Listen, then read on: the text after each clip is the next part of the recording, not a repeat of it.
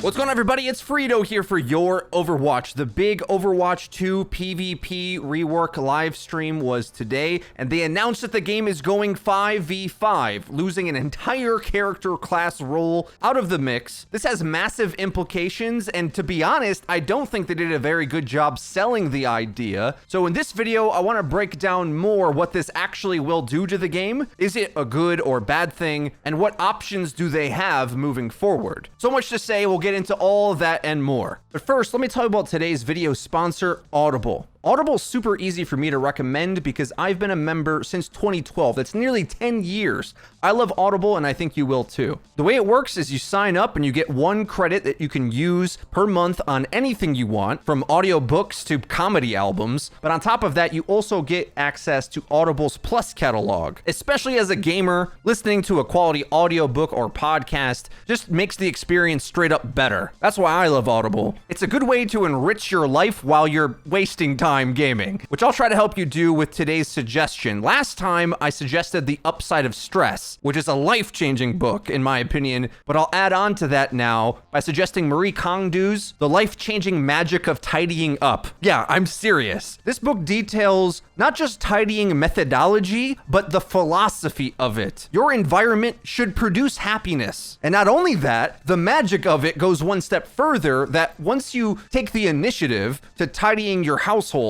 you really have to make the decisions of what lifestyle or even life goals you have. So it's not uncommon that once you get your possessions in order in a way that produces happiness for yourself, that it becomes easier and more clear to achieve whatever other goals you have in life. So that makes this one a really easy recommendation. If you're interested in trying out Audible, a free 30-day subscription, head on over to audible.com/Your Overwatch or text Your Overwatch, all one word, to 500-500. I think you're gonna like it, guys. Click the link in the description if you're not already a subscriber. For both quick play and competitive, reducing the requirement of 1 tank player for a match queue to pop means everyone's queue times get better. That was their original intention with the 1-3-2 experiment, which they admit didn't really pan out, but this nearly gets you there. Because think about it, if the queue times for DPS are like 10-minute plus, and for tank it's like 2 or 3 minutes, that means we have about 3 to 5 times more DPS players than tank players. And that's just a fact of life. No getting around that. I think it's safe to say that Blizzard is reworking the game to fit the player base we have, as well as the players' expectations. And there's far bigger implications than they even mentioned on stream. So they mentioned that the downsides to 6v6 as we have is that it can get a bit noisy and tank synergy can be oppressive. Whereas in 5v5, it's simplified a bit more, but still fast paced, just easier to read and easier to find your own impact. Here's a take that I wish so many voices in our community would pay more credence to, but they don't because they're often in their bubble playing in GM Plus only and not thinking about the average player.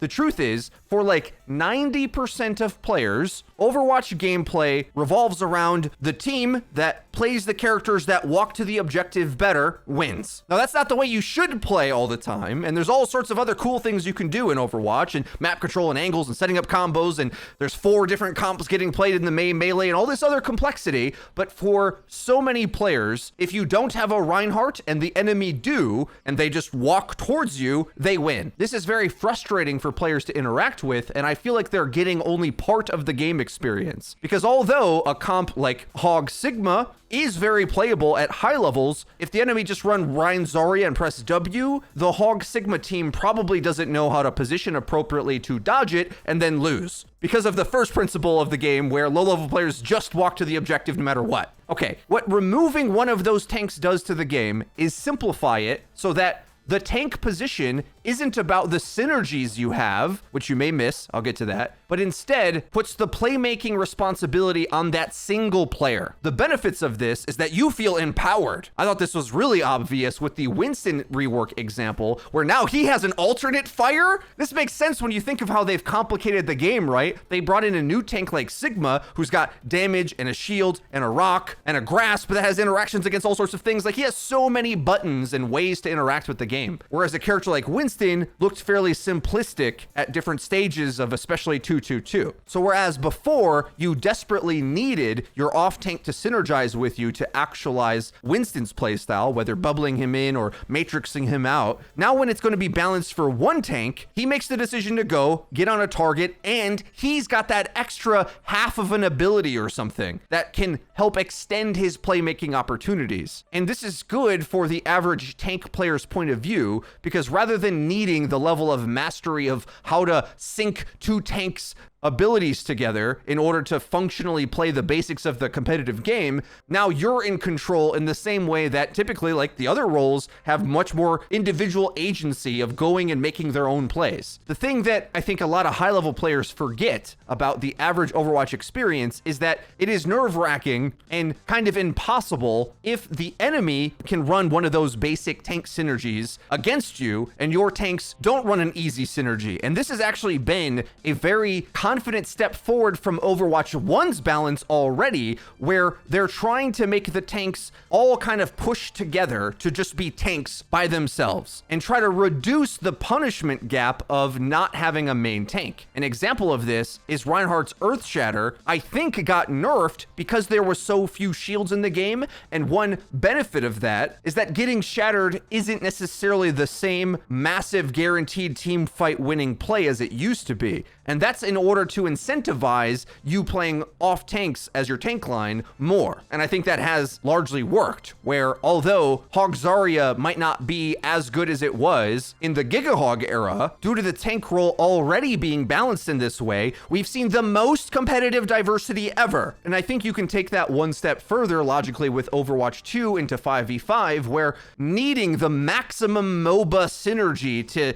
have a chance in a team fight is too much. And I think that's another good way to look at it, where you take a tank out and the game is now all of a sudden 20% less MOBA than it was before, which means the determining plays that are going to matter are more individual as opposed to team reliant. And again, you may not like that if you are only a team player, but think about the community we have. Are they good at grouping up together and coordinating their abilities and making sure they peel for their supports? I see so many takes on Twitter that are like, this is the end of the world, 5v5, it ruins the game. And I'm thinking like the opposite. I'm like, well, this makes it so much easier to just pick up and play with randoms, which has been the Achilles heel for Overwatch and the reason why I think it died. Right? Among all else, you could point to metas and all that. The average player, most metas didn't even affect them. That's not the problem that they had. That's not the reason they went and left to go play other games. The reason was the game is frustrating to play. So what 5v5 does is increase the individual agency of every player on the team. Now I want to get into talking about the balance of this and the ways that this opens things up for everything. With a big chunk of the MOBA potential of the game being removed, each individual tank character can be balanced to actually do the job they were designed to do. Here's another problem that the community has had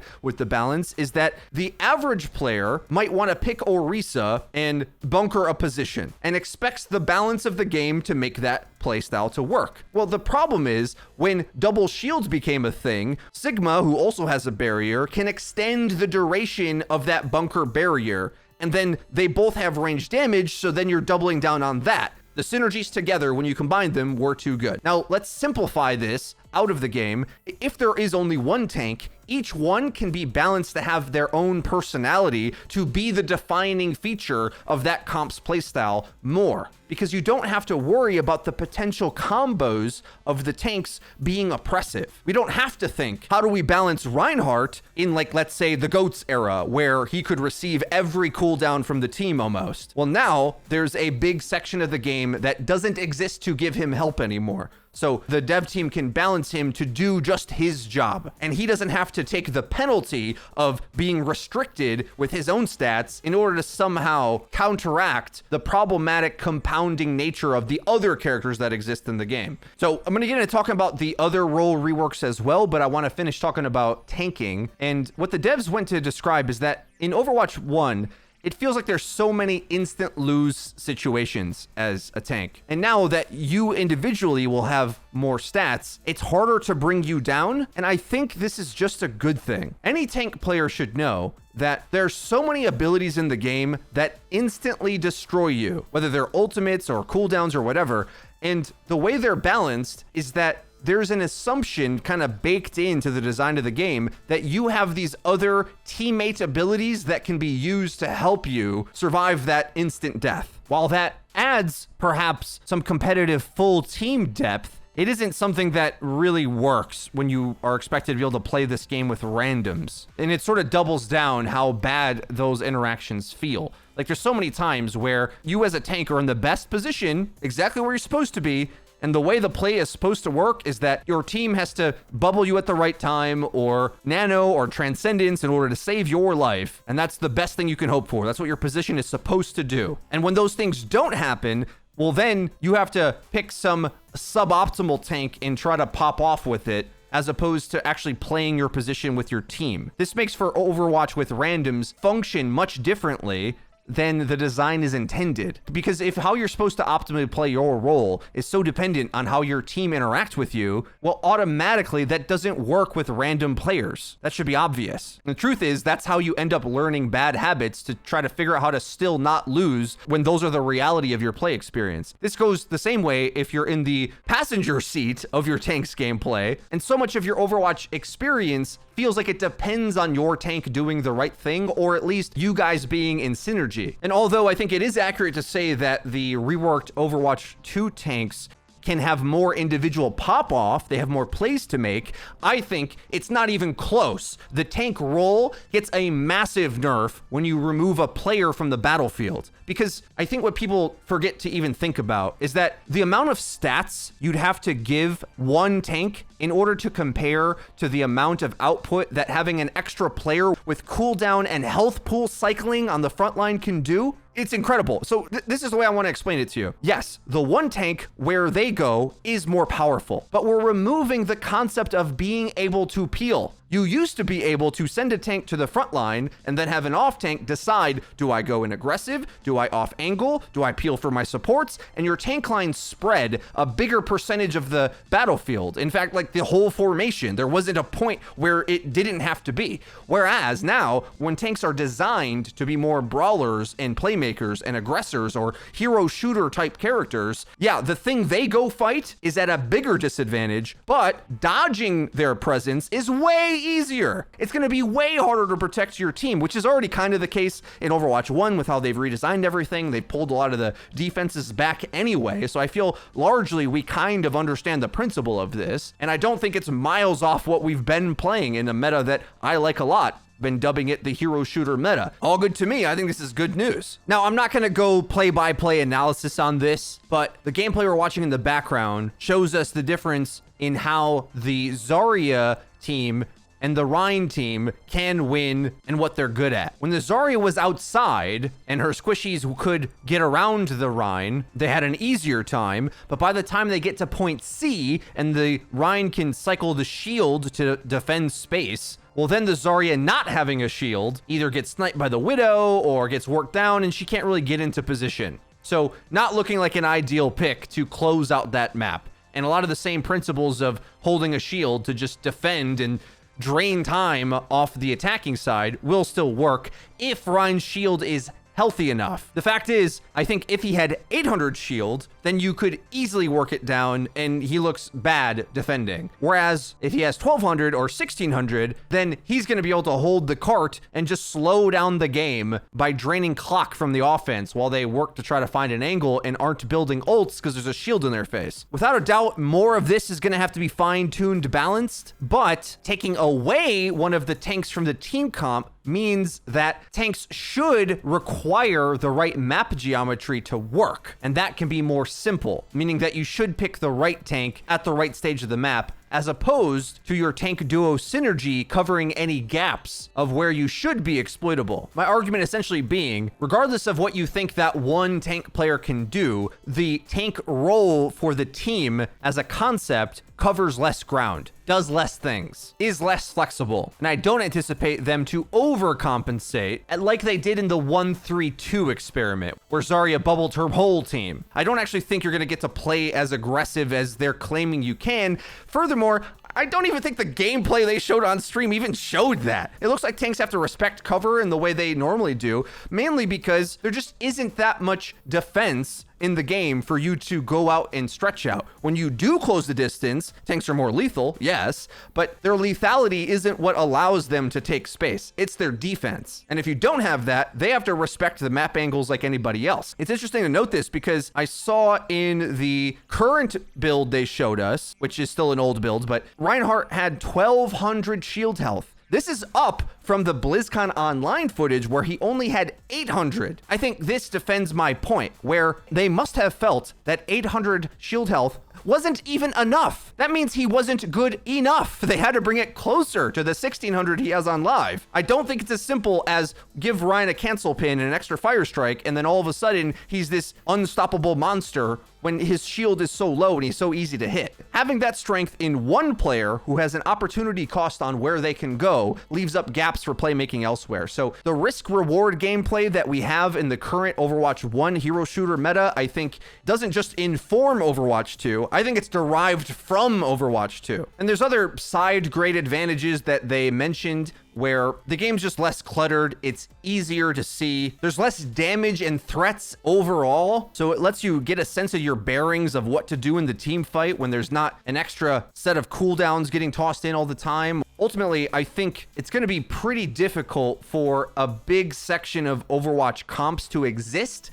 in this new format. And I gotta be real, I don't miss any of them. Any comp in 222 that is trying to be like GOATs, I think is just naturally worse with everything they've done to design the game. Comps I just hate watching at a high level, like Lucio Moira with Reaper Mei or Tracer Sombra and Winston, they're all huddling together. These comps that leverage their MOBA stats to just run at things that can't defend against them are really lame. I think Overwatch is better as a hero shooter game, not with these over-the-top MOBA comps that feel unkillable. I don't think our mainstream player base actually enjoys playing that. Maybe they enjoy easy wins and easy SR, but that's not why you bought the game. And I'll take this one step further where they did give us more context to the role passives of, like, to tanks, you gain less ult from shooting them, and they have a knockback resistance. Both of those things can be tuned. They're trying to compensate for the fact that you're lacking that extra tank teammate to help you along, so you can be more self-sufficient. But also, it looks like the shield nerf that we have right now goes even a step further, where shields are like barely in Overwatch 2, to be honest, because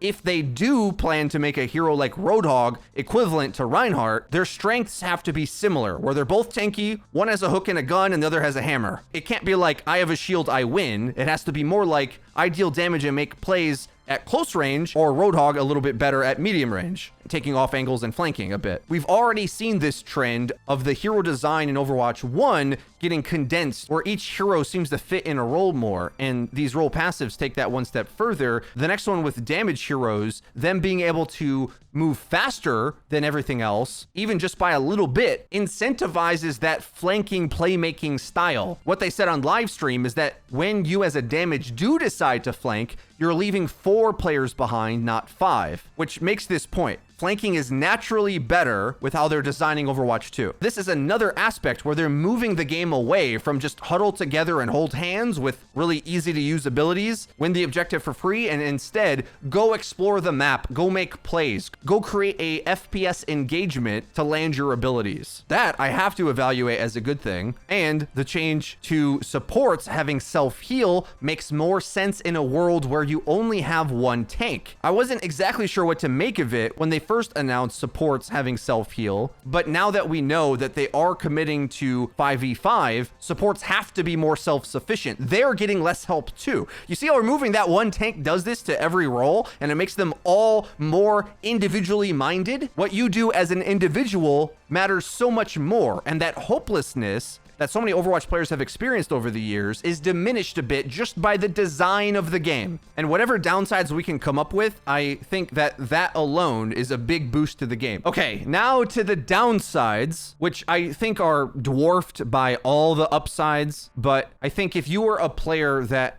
really enjoyed or were able to get the teamwork value of the game, you may see this as simplifying it for the casuals. A lot of the deep complexity of the game, of how your two tank choices work together, dictates so much of what you can do with team comps. Even more specifically, how you play the map. A lot of pro players are upset because effectively they're assuming off tank as a role is deleted. And I don't think that's an accurate way to say it, actually. I think instead the tank role is being simplified, where the progression of main tanks not being essential to the game finally reaches its final conclusion, where all tanks kind of do the same thing. They imagine that the highest potential teamwork tank that typically have barriers will still do the most, but that need not be the case. You can easily envision any one of the off tanks being too good for whatever reason in 5v5. I tend to think it's more likely that a character like Zarya or perhaps Wrecking Ball that are more self-sufficient are more likely to be better than Reinhardt, unless they super buff him. When Reinhardt is getting surrounded, that's the easiest way for him to fall. And if that's the base point of how Overwatch 2 plays, well, Ryan's gonna have to be really good to have any chance, because the team just doesn't have resources to help him close the distance. All right, guys, that's everything for my thoughts on the Overwatch 2 5v5 changes. Let me know your takes in the comments below, and don't forget to go check out Audible. Audible.com/YourOverwatch, or text Your Overwatch, all one word, to 500-500. Start your 30-day free trial today. I really think you're gonna love it. But that's been it for me. I've been Frito for Your Overwatch. We'll see you guys next time.